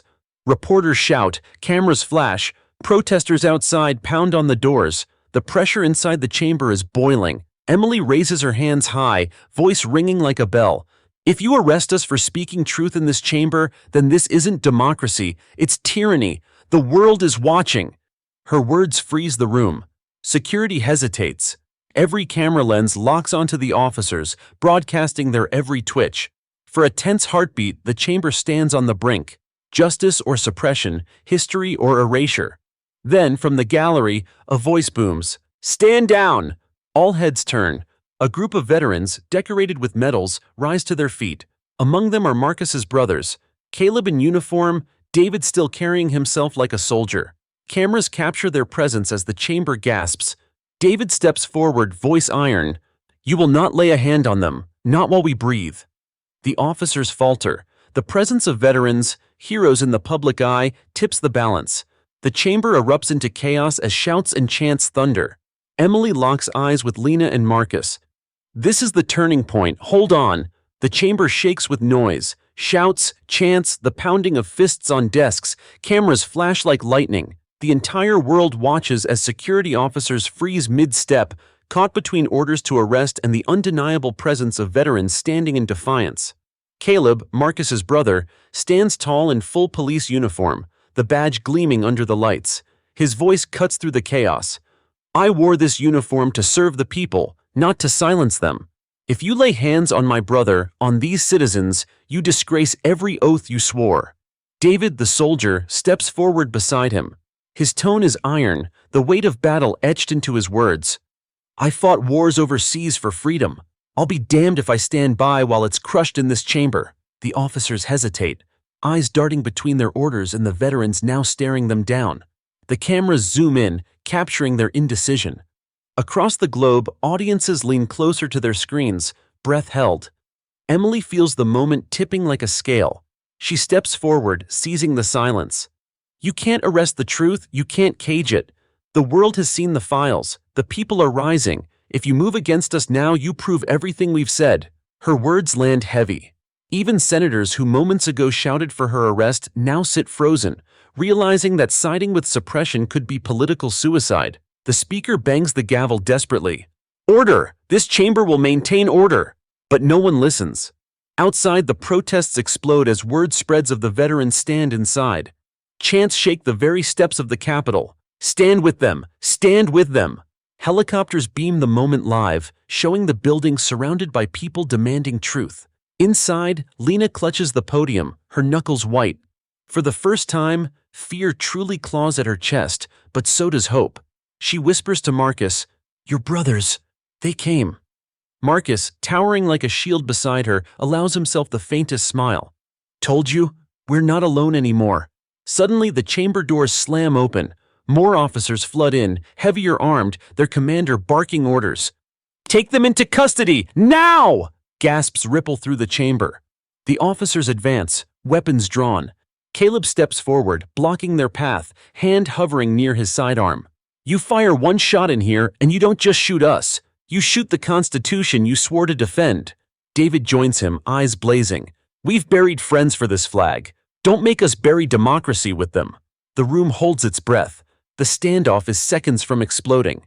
Then, a voice booms across the chamber, firm, commanding. Enough! All eyes snap toward the gallery. A figure steps into view. An elderly black judge in full robe, scars lining his face. His presence silences the room. This chamber has forgotten itself, he says, his voice steady as a gavel. I served on the highest court of this land. I watched justice bend until it nearly broke. But today, it will not break. Not here. He points to the veterans, to Marcus, to Emily, to Lena. These people are not criminals. They are the conscience this nation has tried to silence. If you arrest them, you condemn the very foundation of this republic. The officers falter, the commander wavering.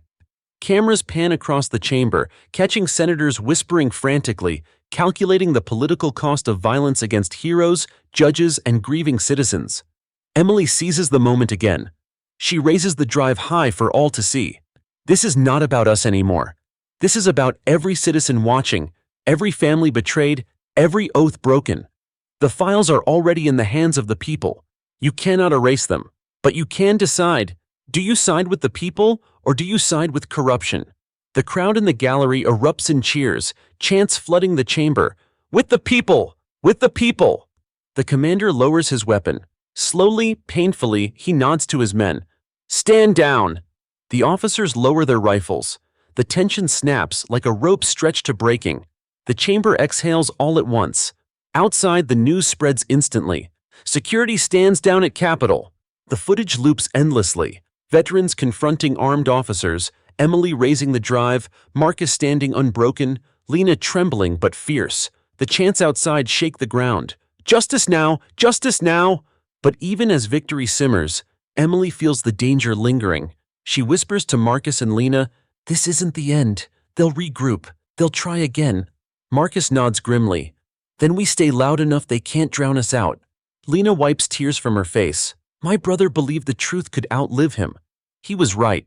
Emily grips her shoulder. Now we make sure it outlives all of us.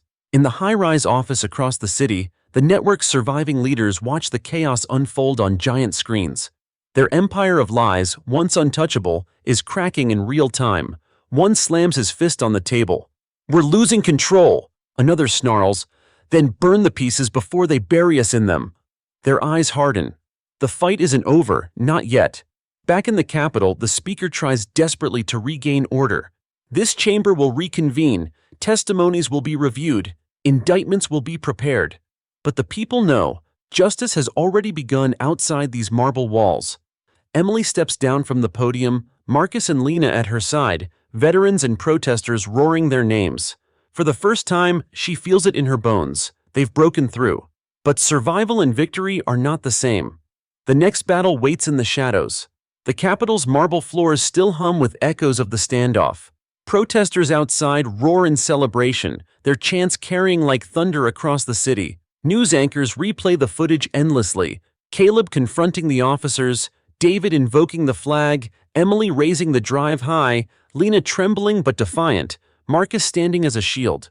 For the people, it looks like victory, but victory is never safe. Not when those exposed still have claws. In a shadowed boardroom across the city, the surviving power brokers sit around a long table. Faces are grim, some pale with fear, others twisted with rage. Screens on the walls show protests spreading across the nation. Chicago, Atlanta, Los Angeles, New York. The movement has gone viral, unstoppable. One man slams his hand on the table. We've lost the narrative. A woman across from him shakes her head. No, we can still win. Not by silencing them in court, it's too late for that. But if we destroy them outside the chamber, if we smear them harder than ever, if we crush the protests, the people will beg for stability. Another growls. And if that fails, her eyes narrow, then we remove them. Permanently. The room falls silent. No one objects. Back at the Capitol, Emily feels the shift in the air. She sits with Marcus, Lena, Caleb, and David in a quiet antechamber while the speaker negotiates next steps. Guards loyal to the people, not the network, stand at the door. Emily whispers, "They won't stop. What we saw today was only the first strike. They'll come harder." Marcus nods. "Let them.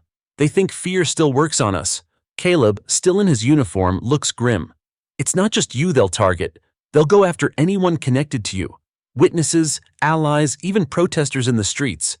David adds, "I've fought enemies overseas, but this feels worse. They're fighting to keep power, not just win a battle. That makes them more dangerous."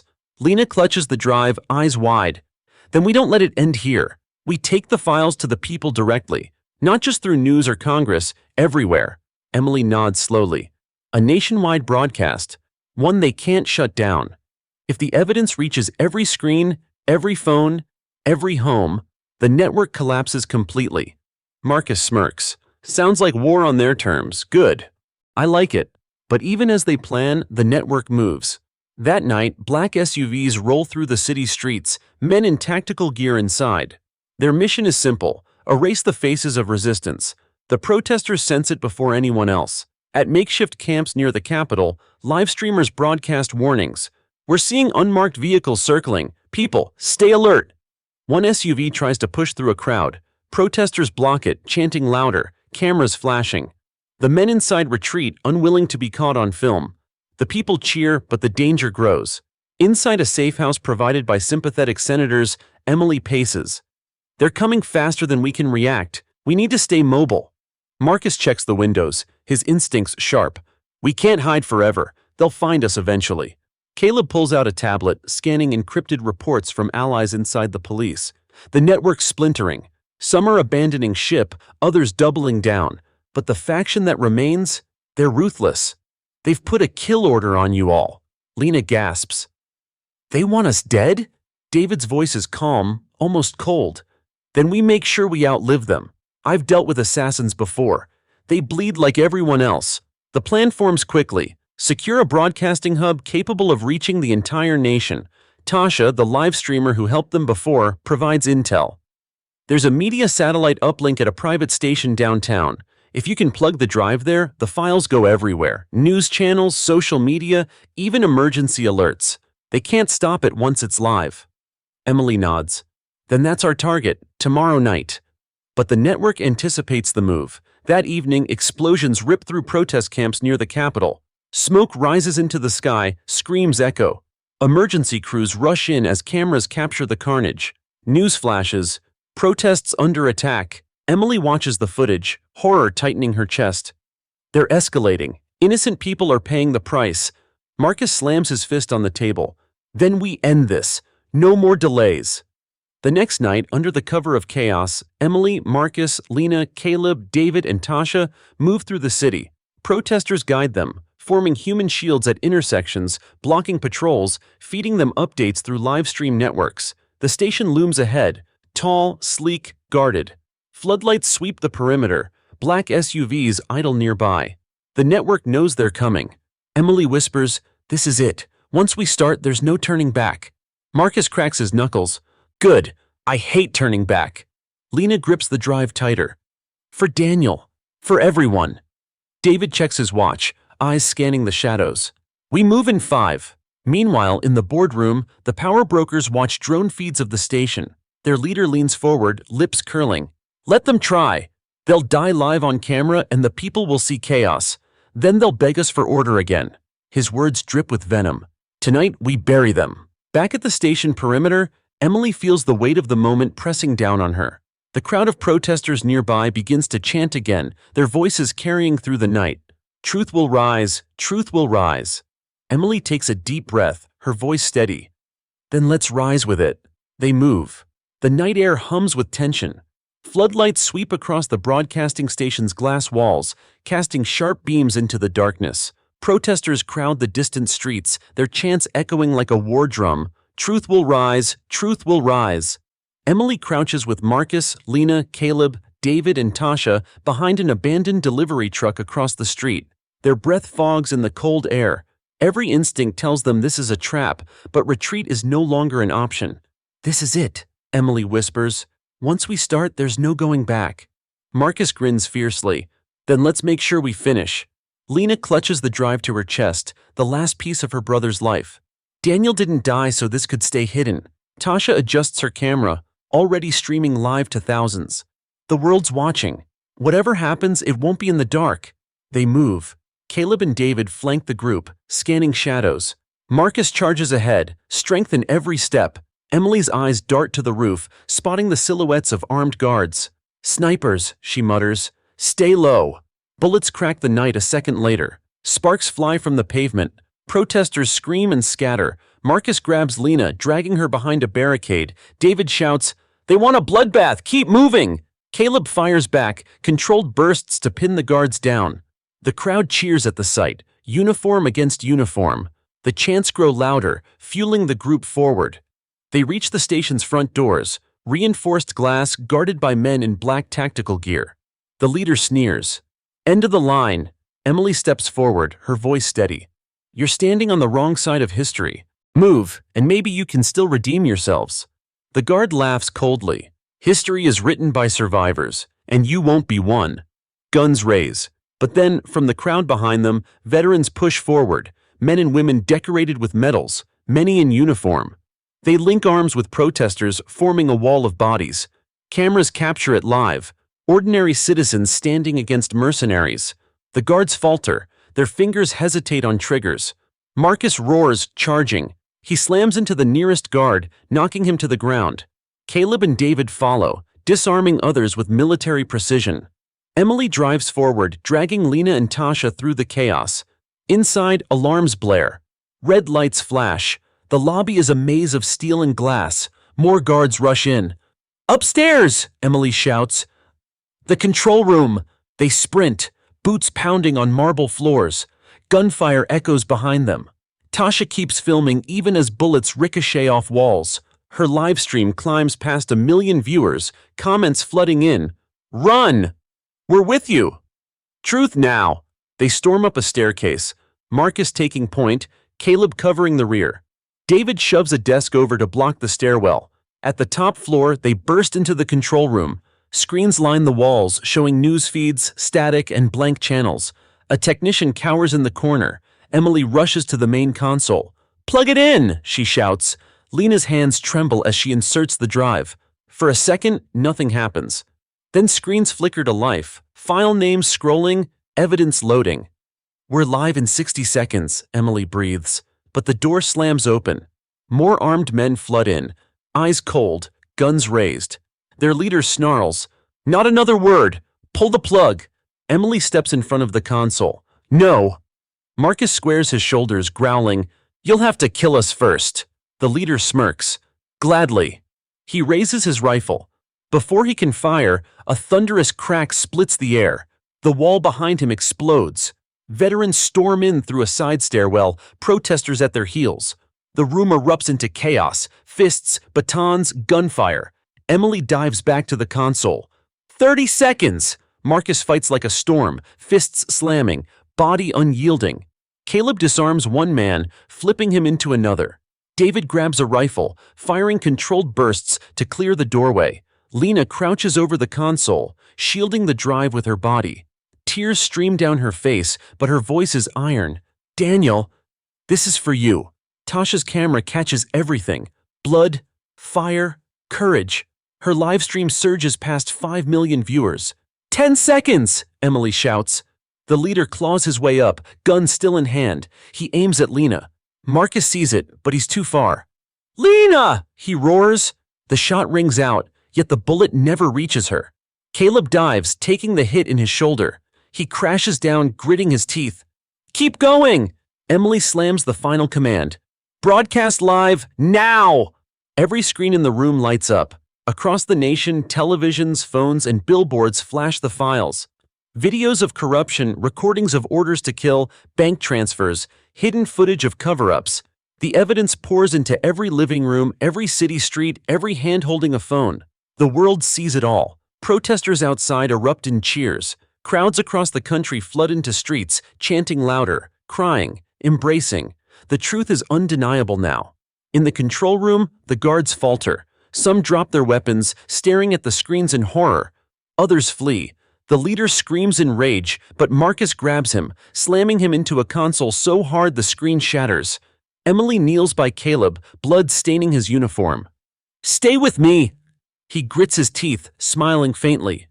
Worth it, if it means they see. News anchors break live across every channel.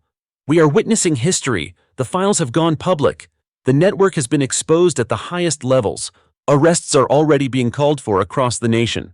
Tasha, still streaming, points her camera at Emily, Marcus, Lena, and David. The truth is out. These are the people who fought to bring it to us.